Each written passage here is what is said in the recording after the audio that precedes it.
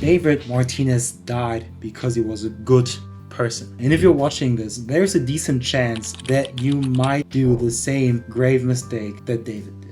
See, David didn't die because he was living a dangerous life, because he was taking on administration and installing all the cyberware. He died because he has spent his entire life pleasing people around him, basically living for others, for his mom's expectations, Lucy's dreams, Maine's legacy, Maine's group, and even maybe Rebecca's feelings. Everyone got a piece of David except David. And here's the brutal truth, you are probably doing the same thing. Maybe you're grinding through a degree that your parents picked for you, staying in relationships that actually drain you, or building a life, basically, that looks good on paper, but feels empty on the inside. You think you're being selfless, but actually you're committing slow suicide. Today, we are diving into David's story in order to understand that living for others isn't actually noble, it's quite dangerous. And more importantly, how to avoid the patterns that got David killed before they basically kill the person you could become.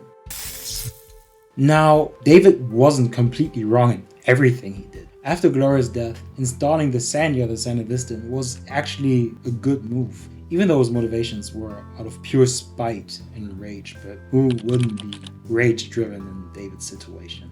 And even sticking with Maine's crew was also a good decision because they took him in, they treated him like one of them, and Maine kind of became this father figure for David. Plus, you quite literally need protection in Night City. People were out for David, if you remember. They found out that he had the Sandy installed, so they were looking for him. And in Night City, people don't care about your feelings. It's either you adapt or you just get killed or die. But even here, there's an interesting thing. Those decisions were not necessarily made because David wanted to make them. His circumstances forced him to make those decisions. He installed the Sandy because he was angry about his mom's death and that one guy from school making fun about it. Not because he wanted to become a hero or a legend or something.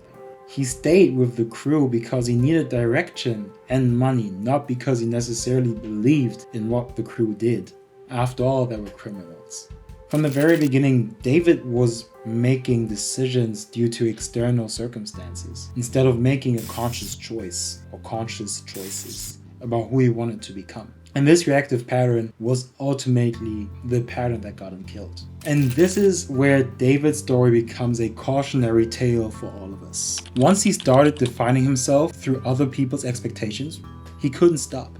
He kept taking more dangerous missions, not because he was doing it for the love of the game, but because people depended on him. The same fucking people who would try to betray him. Kiwi did not hesitate throwing David into the fucking pit, and even Rebecca and Lucy had their own agendas. And David was so busy trying to keep up Maine's legacy that he never stopped for a second to ask himself what he himself truly wanted. Which Lucy also kind of wished for him in the very beginning. The first time they met, Lucy saw that pattern that David had. He became trapped in someone else's vision, someone else's dreams, someone else's definition of success. And the brutal irony is that the harder he tried to protect his people, the more he put them in danger.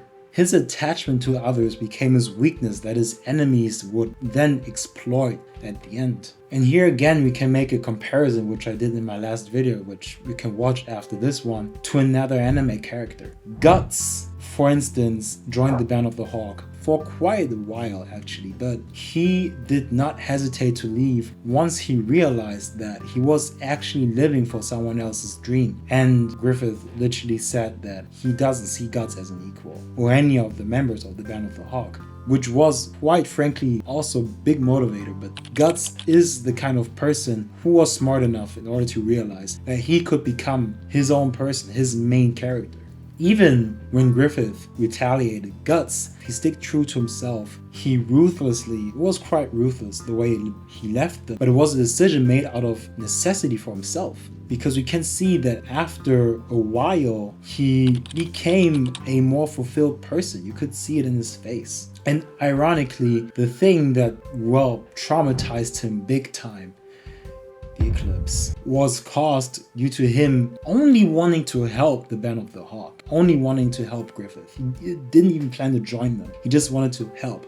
And Griffith, well, Griffith did what Griffith would do, I guess. And David, unfortunately, never had that moment of self-realization. He never asked himself what his own dream looked like. Separate from his mom's expectations, separate from Maine's whatever he built, separate from Lucy's wishes for David. So how do you avoid David's fate? How do you stop being a puppet for other people, to put it frankly?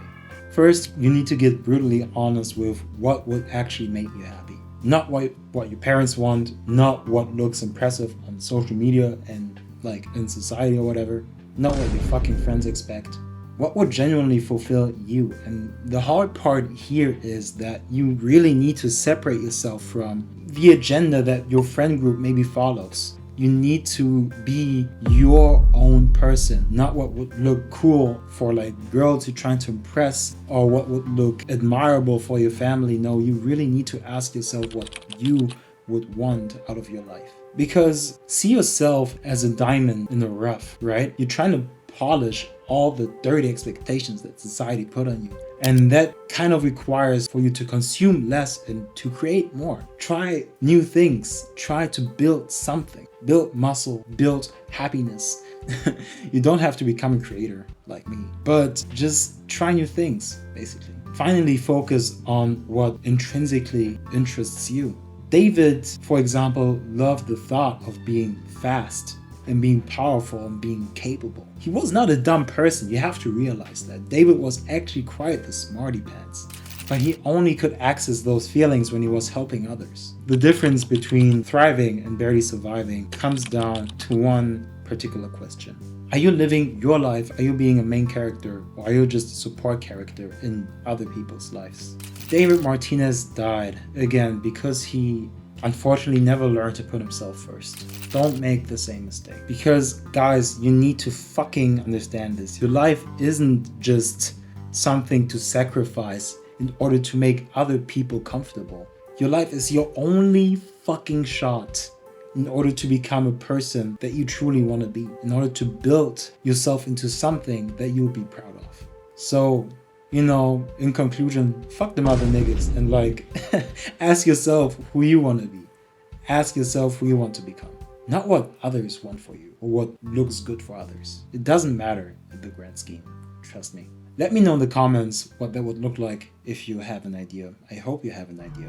And subscribe to the channels if you want more breakdowns of how anime characters can teach us to live better lives. See you on the next one.